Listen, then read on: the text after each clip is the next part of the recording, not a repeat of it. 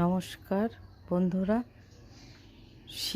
শীতকাল মানে সবজির বাহার, আর সবজি দিয়ে নানা রকম পদের রান্না করা।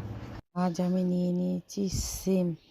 এখানে প্রায় 300 গ্রাম মতন সিম আছে, ভালো করে কেটে বেছে ধুয়ে নিয়েছি। আর এখানটা পেস্ট করে নিয়েছি কাজু, পোস্ত, চালমগজ আর একটু সাদা সর্ষে আর কাঁচা লঙ্কা ভালো করে পেস্ট করে এবার এতে স্বাদ মতন হলুদ, লবণ, একটু কাশ্মীরি লঙ্কার গুঁড়ো দিয়ে জল দিয়ে ভালো করে পেস্ট করে নিয়েছি।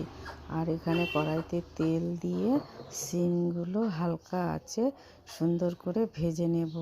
এই দেখো ভাজা হয়ে গেছে, নামিয়ে নেব সিমগুলো। তারপরে একটা কড়াইতে তেল দেব, তেল দিয়ে এতে একটু কালো জিরা ফোড়ন দেব, দিয়ে আবার একটু সিমটা একটু উল্টে পাল্টে নাড়িয়ে চাড়িয়ে নেব। নাড়িয়ে নেওয়ার পরে এবার একটা যে মশলার পেস্ট করে নিয়েছিলাম না, সেই মশলাটা এবার আস্তে আস্তে ঢেলে দিয়ে দেব। দিয়ে এবার হালকা করে নাড়িয়ে দেবো। এতে বেশি জল দেব না, যেহেতু আমি একটু ভাজা ভাজা মতন রাখবো সেই কারণে।